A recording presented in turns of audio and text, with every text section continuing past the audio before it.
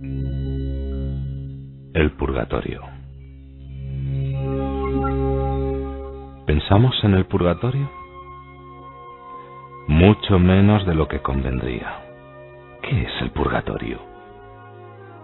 ¿Existe realmente? ¿Quiénes son los que están allí?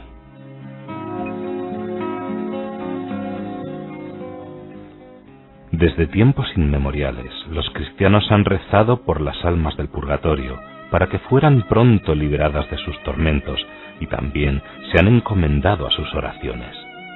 ¿Se mantiene esta sana costumbre? Tened piedad de mí, por lo menos vosotros, mis amigos, porque la mano del Señor me ha tocado. Job 19:21.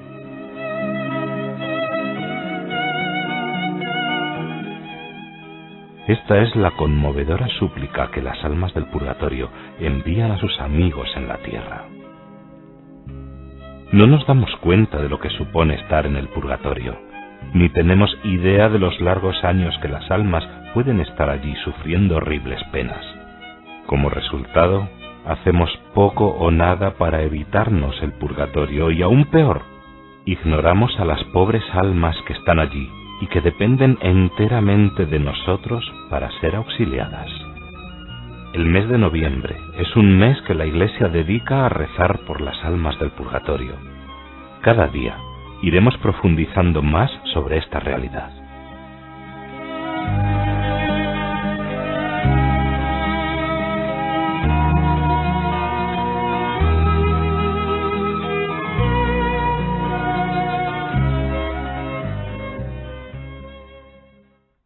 Muchos católicos y no católicos no saben bien qué es eso tan misterioso que llamamos el purgatorio.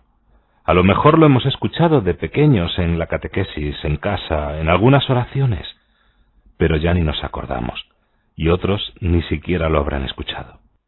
El Catecismo de la Iglesia Católica, en el número 1030 y 31, nos dice: los que mueren en la gracia y en amistad de Dios, pero imperfectamente purificados, aunque estén seguros de su eterna salvación, sufren después de la muerte una purificación, a fin de obtener la santidad necesaria para entrar en la alegría del cielo. La Iglesia llama purgatorio a esta purificación final de los elegidos, que es completamente distinta del castigo de los condenados. La Iglesia ha formulado la doctrina de la fe relativa al purgatorio, sobre todo en los concilios de Florencia y de Trento. La tradición de la Iglesia, haciendo referencia a ciertos textos de la Escritura, habla de un fuego purificador. Como vemos, más que un lugar físico, es un estado de vida temporal para la persona que muere en gracia de Dios, pero imperfectamente purificada, y donde mediante el sufrimiento se es purificado para poder disfrutar plenamente de la presencia de Dios. Podemos utilizar como ejemplo el tiempo de embarazo. Después de los 9 meses el niño nace. Si el niño es sano, la mamá se lo puede llevar a su casa. Si el niño nace con problemas de salud, la mamá no se lo puede llevar a su casa, sino que tiene que quedar en el hospital, en una incubadora hasta que sane. Si el niño nace muerto, por mucho que lo quiera su mamá, no se lo puede llevar a su casa, sino que tiene que enterrarlo. Podemos aplicar este ejemplo a nuestra vida. La vida dentro del seno de la madre sería como nuestra vida en la tierra. Se trata de una preparación para lo que vendrá después.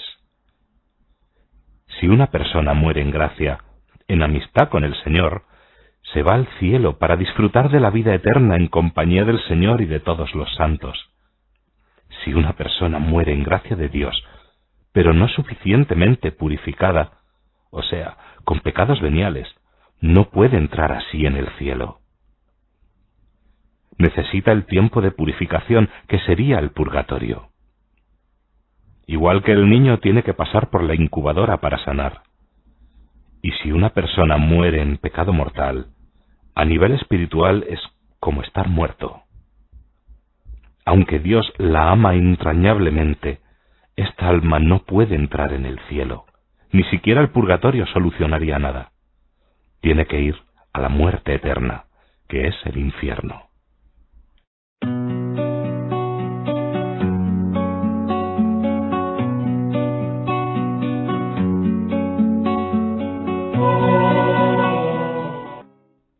En el purgatorio se sufre como en el infierno, pero con la esperanza de que tendrá fin y luego vendrá la gloria eterna. Este sufrimiento se va aliviando al acercarse al fin. Ya hemos escuchado muchas cosas sobre el purgatorio. Ahora viene una pregunta muy importante. ¿Qué es lo que puedo hacer yo por las almas del purgatorio? Seguramente que todos nosotros tenemos algún familiar allí. Y aunque no lo tengamos, debemos compadecernos de las almas que allí se encuentran, de manera especial de aquellas de las que nadie se acuerda de rezar por ellas. Las almas del purgatorio no pueden merecer nada para ellas mismas, pero desde este mundo podemos abreviar sus sufrimientos. No pueden rezar ni ofrecer por sí mismas, pero sí nos pueden ayudar a nosotros para agradecernos por nuestras oraciones y sacrificios. ¿No nos convendría tener amigos en el purgatorio que tarde o temprano serán amigos en el cielo? En los capítulos siguientes hablaremos de las obras de sufragio por las almas del purgatorio. Hay 3 que tienen un efecto maravilloso: la oración, la Santa Misa y las indulgencias. Hoy vamos a hablar de la oración. La Iglesia peregrina, perfectamente consciente de la comunión de todo el cuerpo místico de Jesucristo, desde los primeros tiempos del cristianismo, honró con gran piedad el recuerdo de los difuntos y también ofreció por ellos oraciones, pues es una idea santa y provechosa orar por los difuntos para que se vean libres de sus pecados. Segunda carta a los Macabeos 12:45, Lumen Gentium 50, Concilio Vaticano II. La oración es como un refrigerio que de nuestra alma sube hacia el cielo. También una simple invocación, una jaculatoria, un sacrificio, un acto breve de amor a Dios tienen una eficacia extraordinaria de sufragio. Entre las oraciones que podemos rezar prevalecen el oficio de los difuntos, el Salmo 50, el Vía Crucis y el Santo Rosario. A todas estas u otras oraciones hay que agregar la Santa Confesión y Comunión. Es necesario que en ocasión de la muerte de una persona querida, todos los parientes se confiesen y comulguen por el alma. Es evidente que para que nuestra oración sea agradable a Dios debemos estar en estado de gracia, no tener conciencia de pecado mortal. Para eso tenemos el sacramento de la confesión, y estar alimentados por el mismo cuerpo del Señor, el sacramento de la Eucaristía. A San Agustín le preguntaron un día: ¿cuánto rezarán por mí cuando yo me haya muerto? Él respondió: eso depende de cuánto rezas tú por los difuntos, porque el Evangelio dice que la medida que cada uno emplea para dar a los demás, esa medida se empleará para darle a él. Si nosotros con el sufragio rogamos por ellas, ellas ciertamente responden rezando por nosotros. Sus plegarias son muy eficaces porque son santas y nos procuran beneficios inmensos tanto para nuestra vida corporal como espiritual. San Juan Macías, sacerdote de la Orden de los Predicadores, tenía una gran devoción a las almas del purgatorio. Se le llama el ladrón del purgatorio. Por sus oraciones, principalmente por la recitación del Santo Rosario, obtuvo la liberación de más de 1 millón de almas. En retribución, obtuvo para sí mismo las más abundantes y extraordinarias gracias, y esas almas vinieron a consolarlo en el lecho de la muerte y a acompañarlo hasta el cielo. Este hecho es tan cierto que fue insertado por la Iglesia en la bula que decretaba su beatificación. Acordémonos, pues, de elevar oraciones por las almas del purgatorio. También un rato de oración silenciosa delante del Santísimo es de gran provecho para las almas del purgatorio. Hoy hablaremos de la Santa Misa. El santo sacrificio de la misa es, según declara el Concilio de Trento, el medio más eficaz. A las almas del purgatorio se les puede socorrer por medio de los sufragios de los fieles, principalmente por el sacrificio del altar. Es el mismo sacrificio de Cristo en la cruz el que se ofrece al Padre durante la Santa Misa. Por eso no es extraño que sea este el medio más poderoso. Para comprender el valor de la misa, citaremos un ejemplo.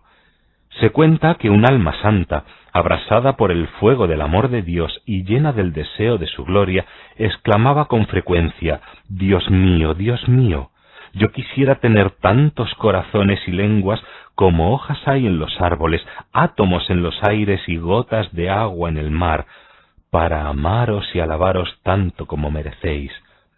¿Quién me diera que yo pudiera disponer de todas las criaturas para ponerlas a vuestros pies, a fin de que todas se inflamasen de amor por vos, con tal de que yo os amase más que todas ellas juntas, más aún que los ángeles, más que los santos, más que todo el paraíso? Un día que ella se entregaba a estos dulcísimos transportes, oyó la voz del Señor que le decía: Consuélate, hija mía, con asistir a una sola misa con devoción, me darás toda esa gloria que deseas, e infinitamente más todavía. San Jerónimo decía que cada vez que se celebra la Santa Misa por un alma del purgatorio, aquel fuego tan abrasador suspende su acción, y el alma cesa de sufrir todo el tiempo que dura la celebración del sacrificio.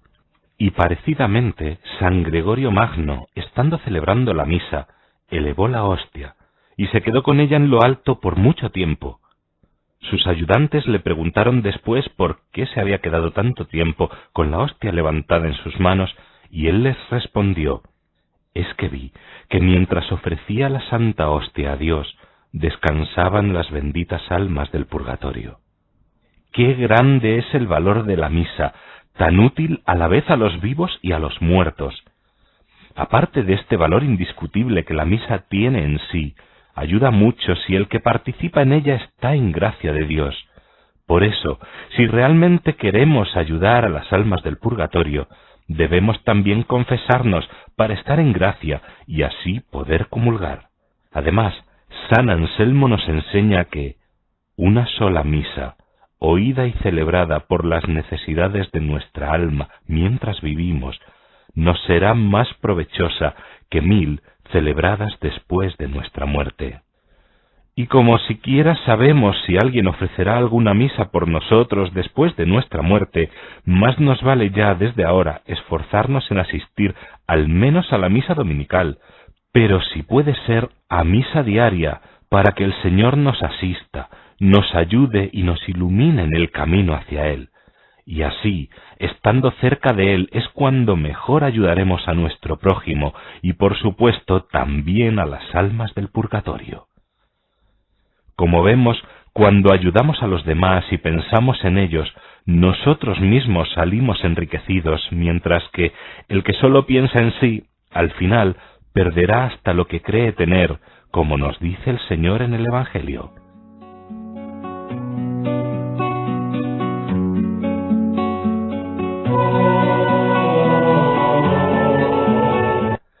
Hemos dicho que la Santa Misa es lo mejor que podemos ofrecer por las almas del purgatorio, dado su valor infinito. Nunca un enfermo fue tan consolado por un vaso de agua fresca como lo son nuestros difuntos cuando en la misa los rociamos místicamente con unas gotas de esta sangre divina. En efecto, estas almas santas son tan agradecidas a sus bienhechores que, estando en el cielo, se constituyen allí sus abogadas y no cesan de interceder por ellos hasta verlos en posesión de la gloria. En prueba de esto, contaremos lo que le sucedió a una mujer perversa que vivía en Roma. Esta pobre mujer, habiendo vivido de espaldas a Dios y despreocupada por su salvación, sólo se preocupaba en satisfacer sus pasiones, dedicada de manera especial a corromper a la juventud. En medio de sus desórdenes todavía practicaba una buena obra, y esa era mandar celebrar en ciertos días la Santa Misa por el eterno descanso de las almas del purgatorio. Efecto de las oraciones de estas almas santas, un día se vio de pronto sorprendida por un dolor tan grande por sus pecados, que de inmediato abandonó el lugar de pecado donde se encontraba y fue directamente a confesarse con un sacerdote. Al poco tiempo murió con las mejores disposiciones. Esta gracia tan repentina e inmerecida la fue concedida lo más seguro gracias a las misas que ella pidió que se celebraran por las almas del purgatorio. A San Juan de Ávila, sacerdote y gran predicador español, cuando se encontraba en los últimos momentos de su vida, le preguntaron qué era lo que más ocupaba su corazón y qué clase de bien deseaba que le proporcionase después de su muerte.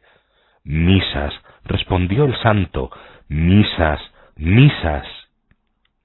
Cuando el beato Enrique Suso, dominico, estudiaba en Colonia, hizo un pacto con un amigo por el cual, si uno de los dos moría, el otro estaba obligado a decir cierto número de misas por el difunto.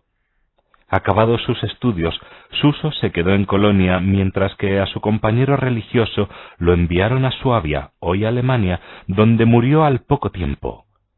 Enrique se acordó de su promesa, pero como ya tenía encargadas otras intenciones de misas, reemplazó el santo sacrificio por la oración, el ayuno y otras mortificaciones. Al cabo de cierto tiempo se le apareció su compañero en lamentable estado y le dijo gimiendo: «¿Así mantienes tu palabra, amigo infiel?». Totalmente turbado, el padre Enrique le respondió temblando: «Perdóname, querido amigo, pero como no podía decir la Santa Misa por ti, recé y me sacrifiqué mucho con esta intención». «Esto no basta», le dijo el otro, «tu oración no es bastante poderosa para sacarme de estos tormentos. Me hace falta la sangre de Cristo, esa misma sangre que se ofrece en la misa. Si hubieras guardado tu promesa, ya hubiera salido yo de esta prisión de fuego, y si todavía me quemo en ella, es por tu culpa». El beato Suso quedó lleno de dolor y de espanto, y fue a ver a su prior, al que le contó la aparición. El prior le ordenó que celebrara lo más pronto la Santa Misa por su amigo. Así lo hizo, y al poco tiempo se le volvió a aparecer el difunto para anunciarle su liberación y prometerle su intercesión en el cielo. Si pudiéramos contemplar con nuestros ojos los torrentes de gracias que desde el altar se derraman sobre el purgatorio, con cuánto esmero nos esforzaríamos en procurar a esas almas el divino beneficio de la misa. Y no vale decir que somos pobres, pues si la pobreza nos pudiera quizá impedir hacer celebrar misas, no nos puede privar de oírlas, lo cual es un acto muy meritorio. Un hombre de Dios le dio el siguiente consejo a una pobre viuda que se quejaba de no poder hacer celebrar misas por su difunto marido: «Asista frecuentemente al santo sacrificio por él, y así se librará del purgatorio más pronto que con una o dos misas celebradas a su intención». Asistamos pues a la Santa Misa para aumentar nuestra caridad y para ofrecerla por las almas del purgatorio, y añadamos también lo siguiente: cuando se inciensan las tumbas o se las asperja con agua bendita, las pobres almas reciben consuelo y alivio. Es porque la Santa Iglesia, por su bendición y oraciones, da a esta agua y al incienso la fuerza de servir como refrigerio en el purgatorio.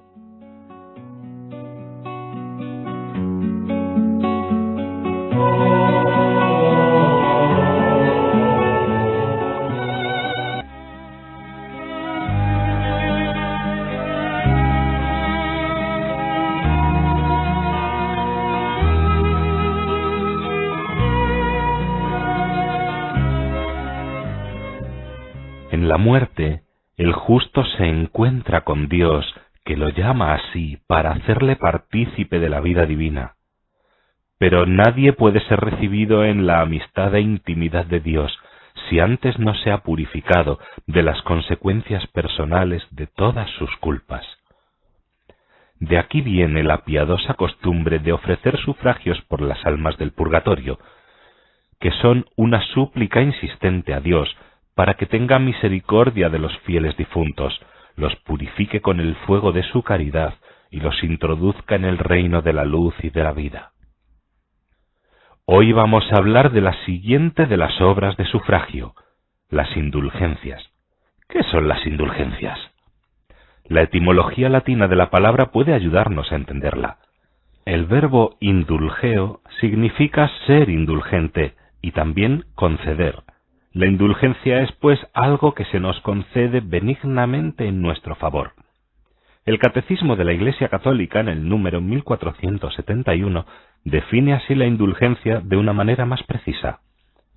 Es la remisión ante Dios de la pena temporal por los pecados ya perdonados en cuanto a la culpa que un fiel dispuesto y cumpliendo determinadas condiciones consigue por mediación de la Iglesia, la cual, como administradora de la redención, distribuye y aplica con autoridad el tesoro de las satisfacciones de Cristo y de los santos.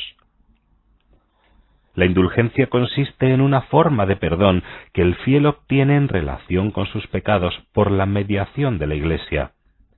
¿Qué es lo que se perdona con la indulgencia? Todo pecado lleva consigo una culpa y una pena.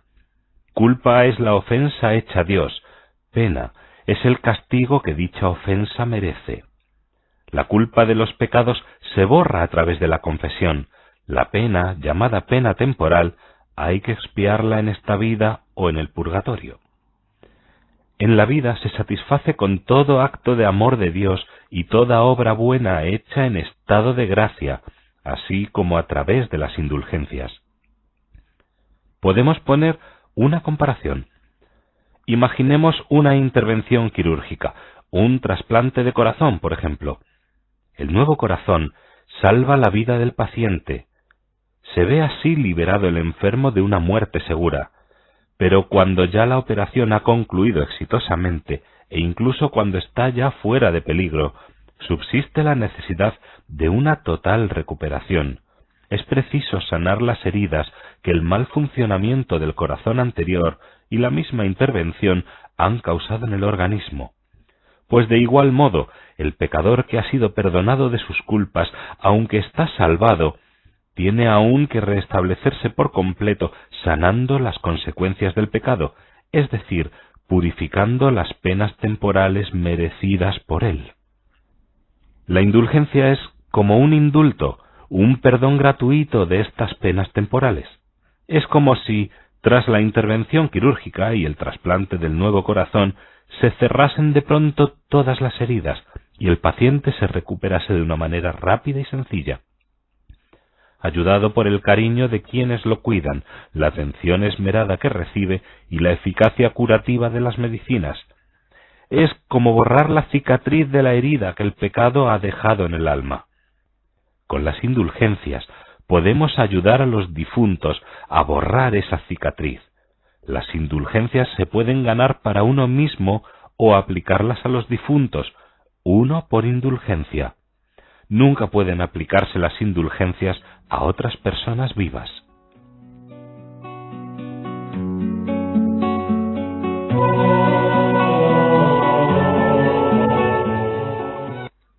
La Iglesia distingue dos tipos de indulgencias: indulgencia plenaria y parcial.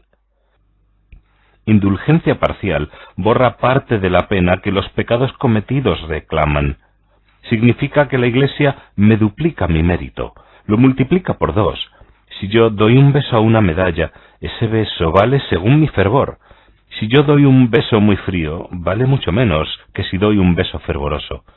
Entonces, el valor de mi beso a la medalla, a la estampa, al crucifijo, a la Virgen, el valor de mi beso, en orden a la vida eterna, depende de mi fervor. Si este objeto es indulgenciado con indulgencia parcial, se merece el doble. El fervor que yo pongo se multiplica por 2. Esa es la indulgencia parcial.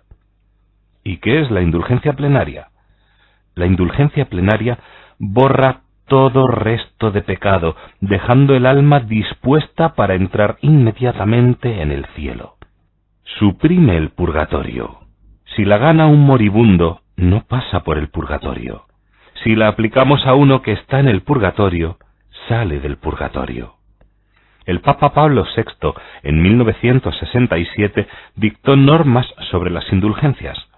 Cada día se puede ganar una sola indulgencia plenaria y sin límite las parciales. Para ganar la indulgencia es necesario estar en estado de gracia y tener la intención de ganarla. Por la comunión de los santos podemos socorrer a los difuntos. La Iglesia nos da la facultad de aplicarles este tesoro inmenso de misericordia, reduciendo así sus penas, que son la satisfacción de las culpas cometidas durante la vida presente.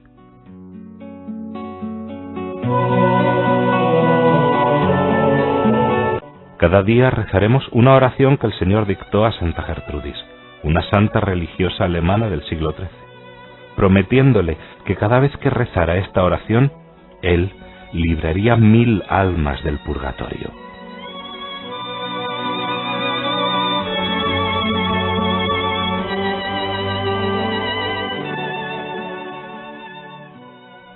Oración por las almas del purgatorio.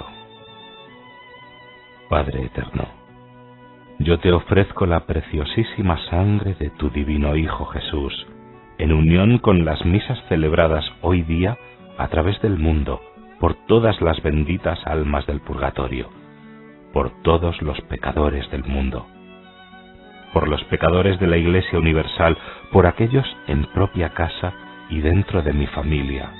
Amén.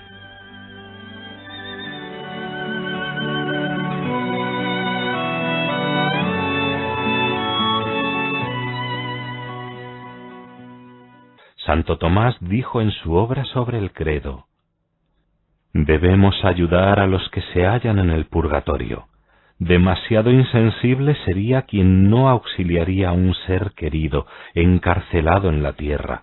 Más insensible es el que no auxilia a un amigo que está en el purgatorio, pues no hay comparación entre las penas de este mundo y las de allí. Teniendo este pensamiento en mente, haremos una práctica de la oración.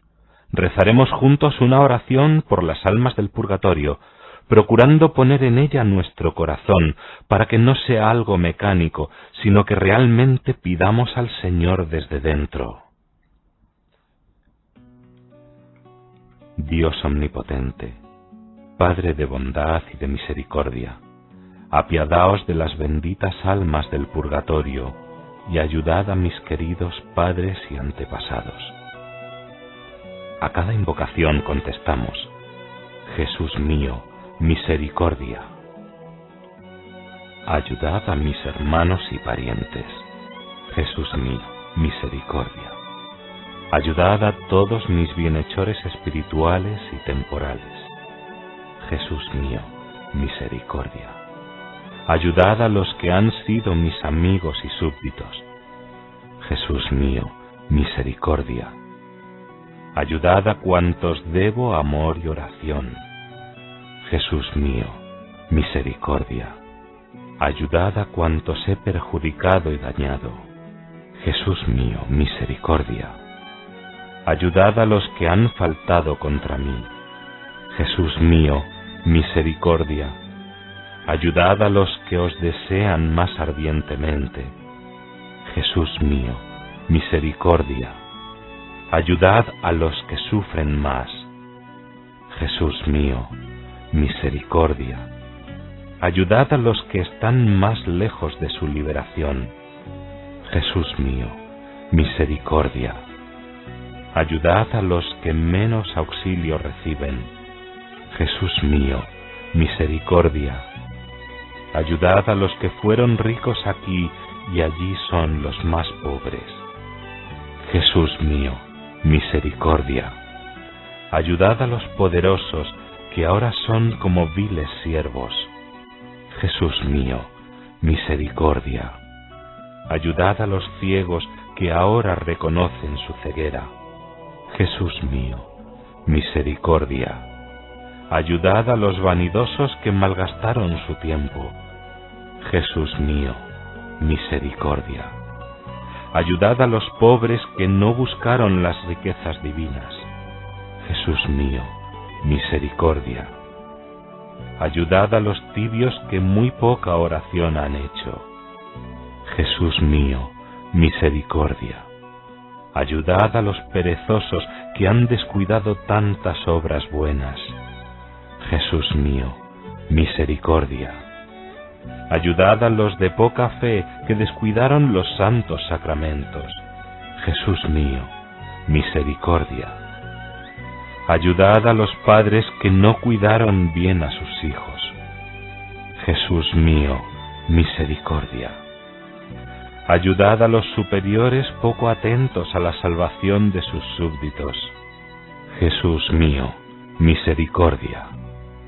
Ayudad a los que casi solo se preocuparon del dinero y del placer.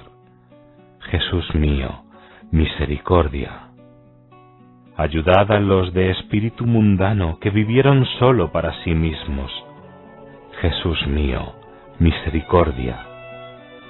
Ayudad a los necios que vieron morir a tantos no acordándose de su propia muerte. Jesús mío, misericordia. Ayudad a los que se ocuparon de muchas cosas, pero se han olvidado de lo más importante, prepararse para el encuentro definitivo con vos. Jesús mío, misericordia. Ayudad a los que juzgasteis tanto más severamente cuanto más les fue confiado. Jesús mío, misericordia. Ayudad a los pontífices, reyes y príncipes. Jesús mío, misericordia. Ayudad a los obispos y sus consejeros. Ayudad a mis maestros y pastores de almas. Jesús mío, misericordia. Ayudad a los sacerdotes y religiosos de la Iglesia Católica. Jesús mío, misericordia. Ayudad a los caídos en los campos de batalla. Jesús mío, misericordia. Ayudad a los sepultados en los mares. Jesús mío, misericordia. Ayudad a los muertos repentinamente. Jesús mío, misericordia. Ayudad a los fallecidos sin recibir los santos sacramentos. Jesús mío, misericordia. Dadle, Señor, a todas las almas el descanso eterno, y haced brillar sobre ellas la luz perpetua. Que descansen en paz. Amén.